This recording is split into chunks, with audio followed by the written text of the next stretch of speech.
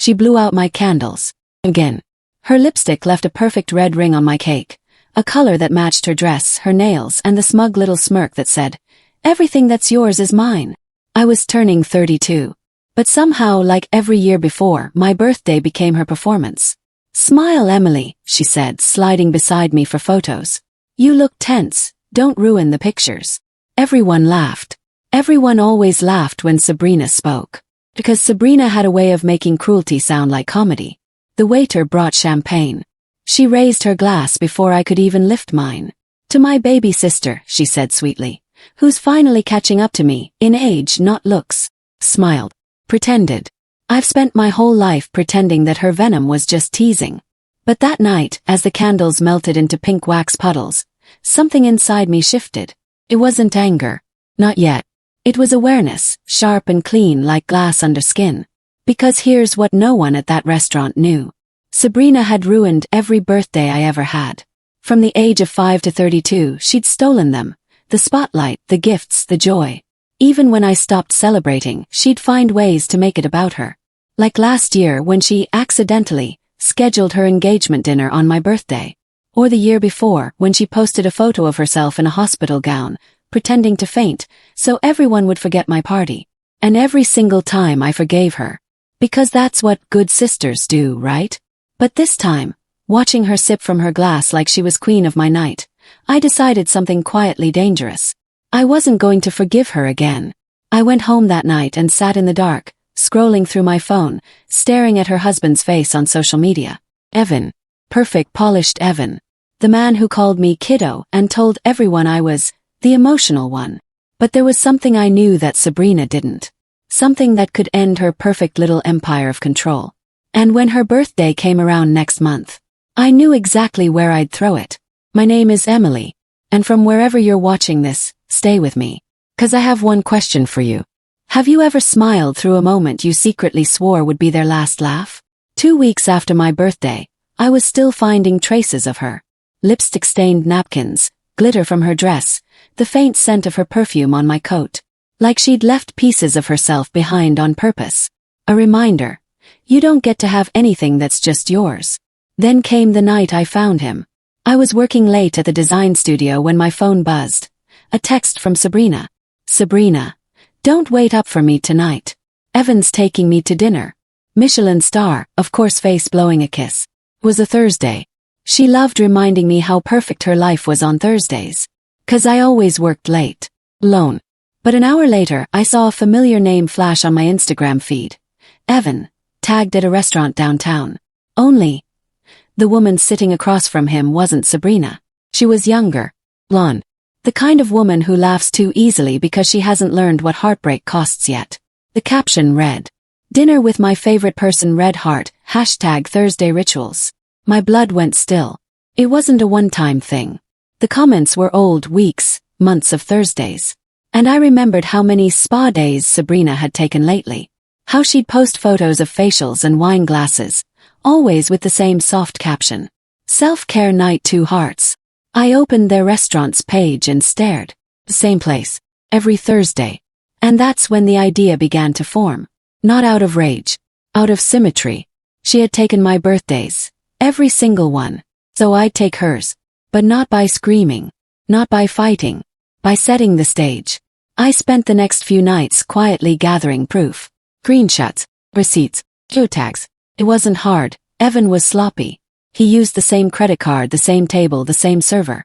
A predictable man cheating in predictable ways. The irony.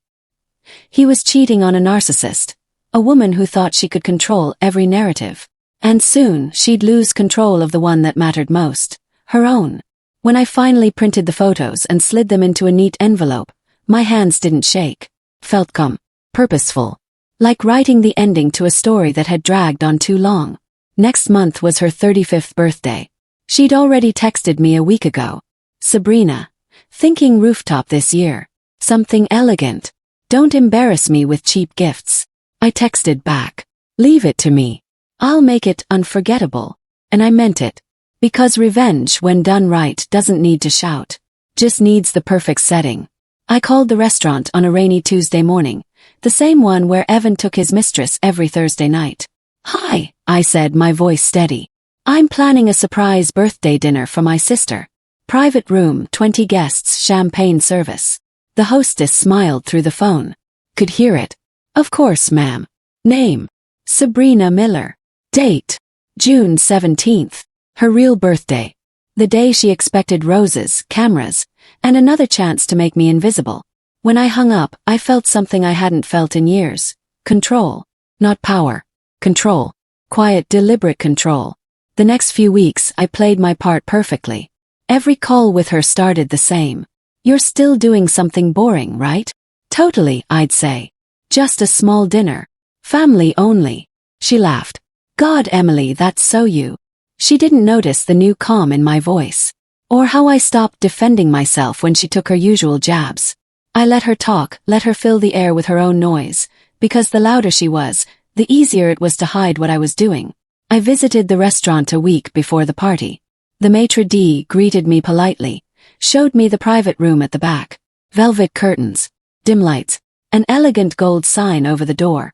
La Suite. I recognized it instantly. The same corner visible in the mistress's photos. The same table. The same wine glasses. The same betrayal. This will be perfect, I said, forcing a smile. She loves places with history. The maitre d' laughed, unaware of the weight behind my words. That night, I sat on my bed surrounded by invitation cards. Gold foil, cream envelopes, Sabrina's favorite aesthetic.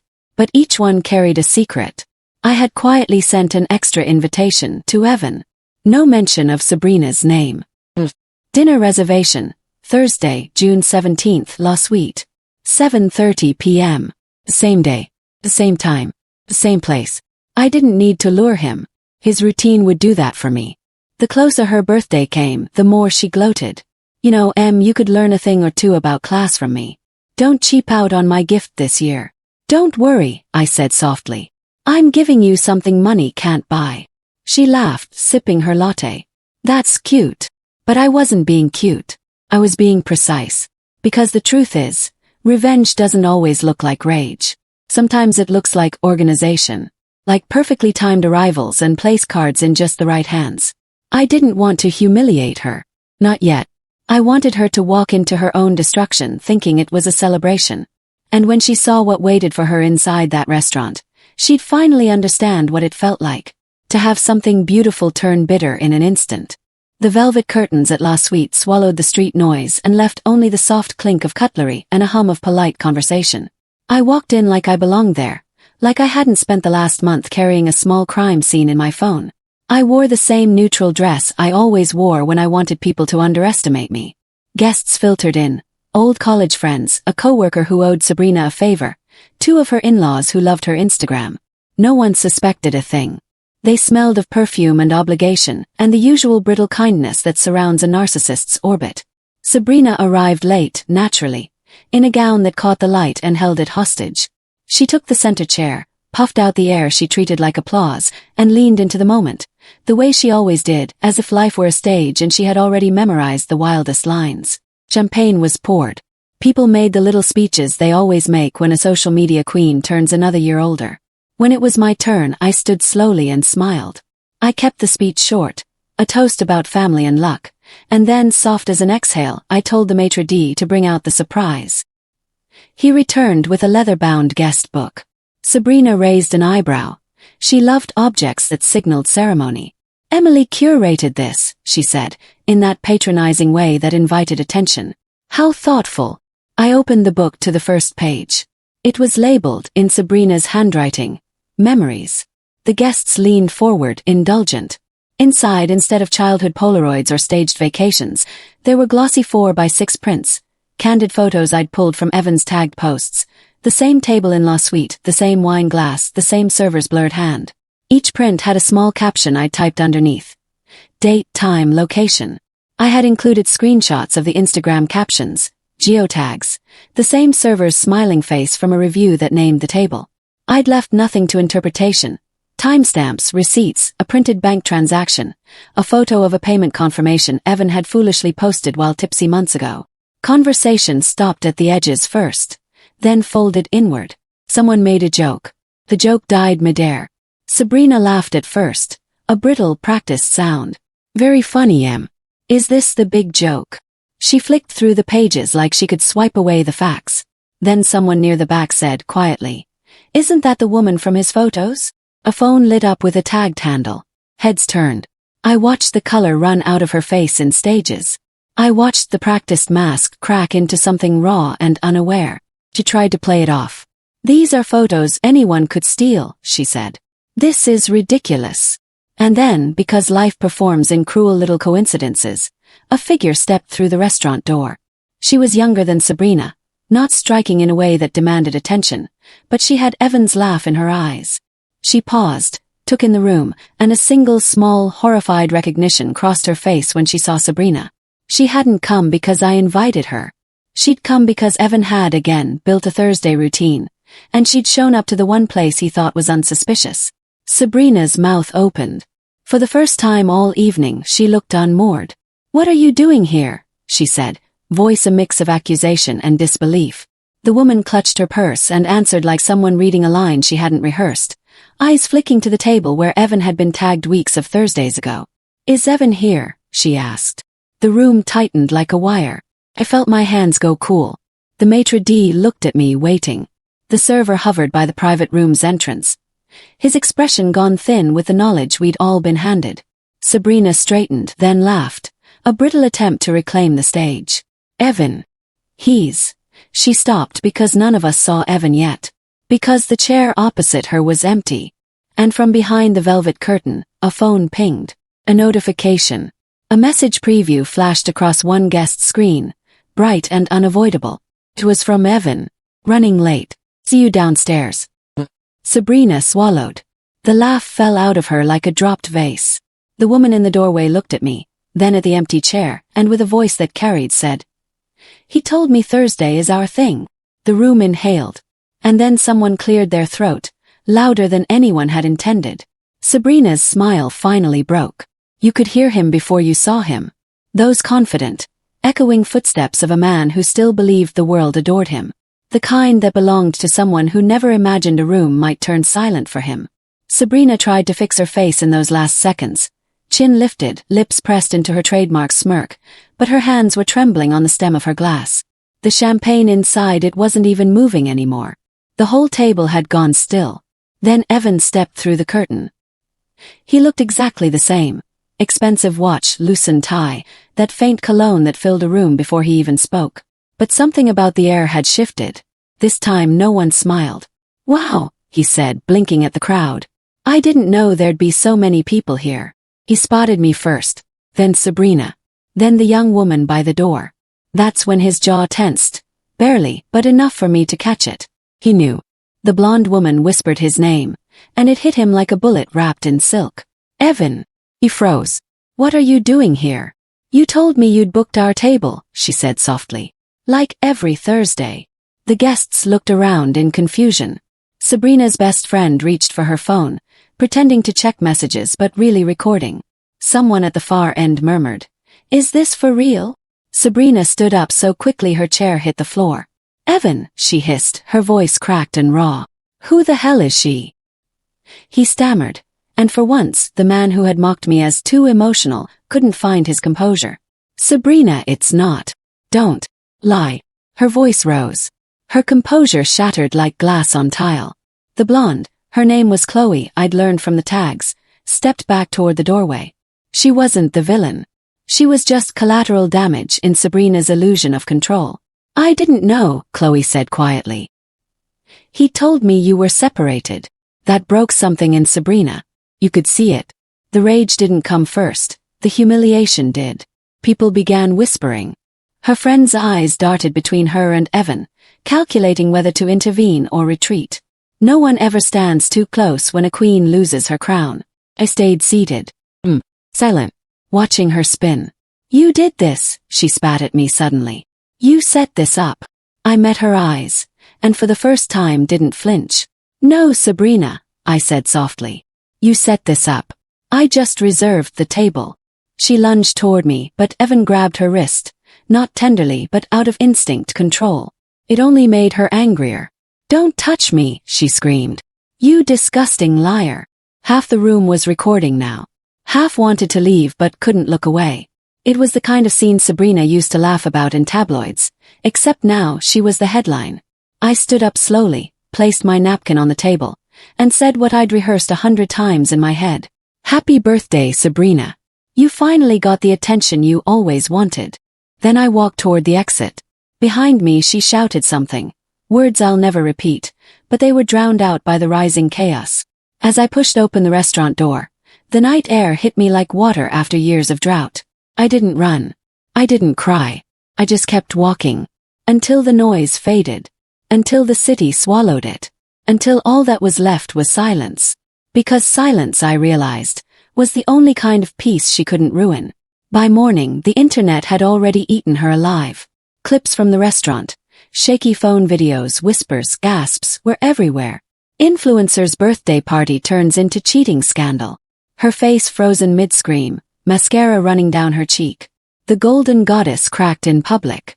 The comments were brutal. Half disbelief, half delight. People love to see a narcissist fall, as long as they can pretend they didn't help build her pedestal. I didn't share the video. I didn't need to. It had a life of its own. All I did was sit by my window that night, watching the view I'd ignored for years, the slow, quiet city moving without her noise in it. By noon, she'd texted me. "Sabrina, I hope you're happy. Sabrina, do you know what you've done to me? Sabrina, you're sick." I didn't reply, because every message sounded like the one she used to send after humiliating me. Projection, her favorite defense. When she hurt you, you were too sensitive. When you hurt her, you were cruel. 2 days later, Evan's office released a statement. "We ask for privacy during this personal matter." Corporate language for caught red-handed. Rumor was he'd moved out.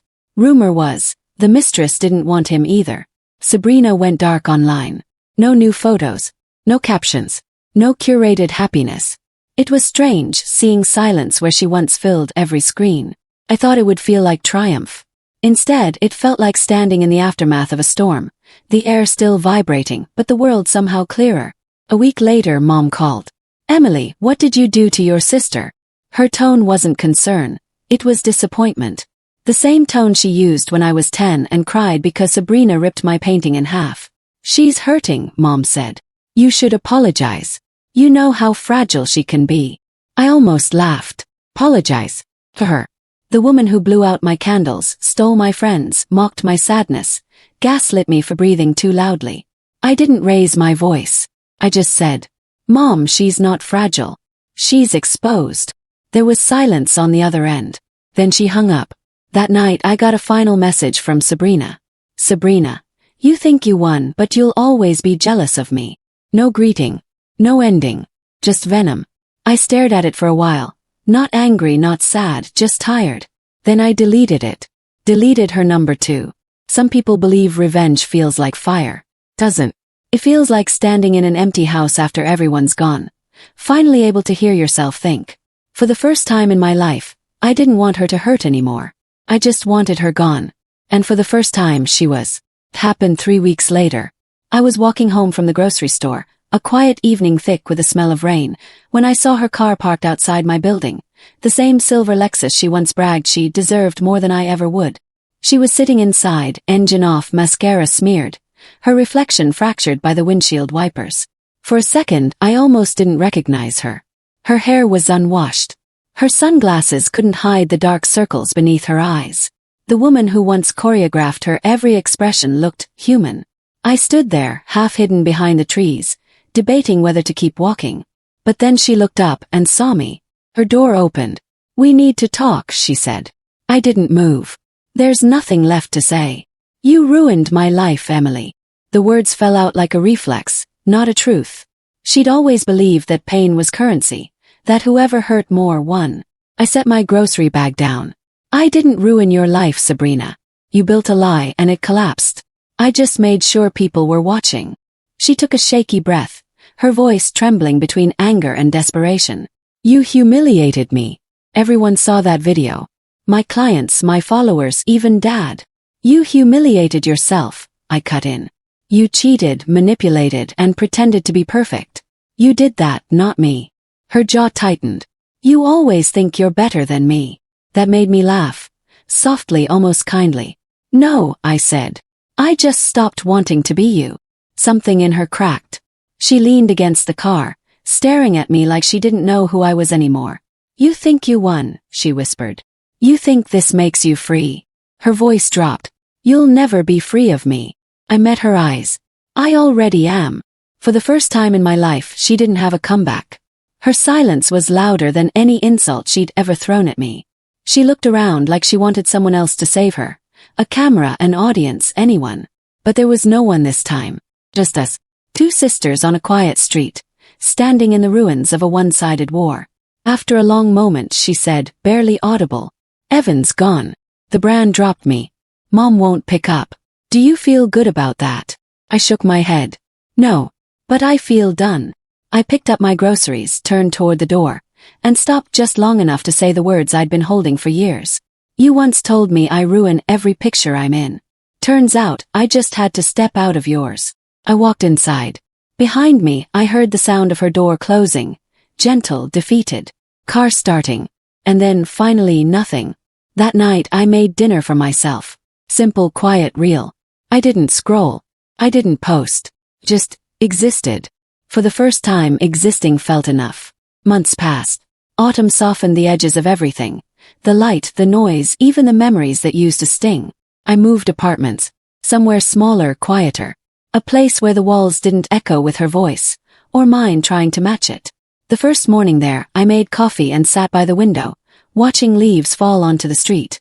The world kept moving, as it always does when the storm ends and no one's watching anymore. I didn't think of Sabrina every day, but when I did, it was different now. Not anger. Not pity. Just distance, clean and unweighted. She still existed somewhere. I knew she'd changed her number, deleted her accounts, disappeared from the endless spotlight she used to crave.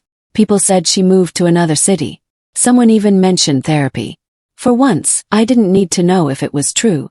Because the truth is, healing isn't about their apology.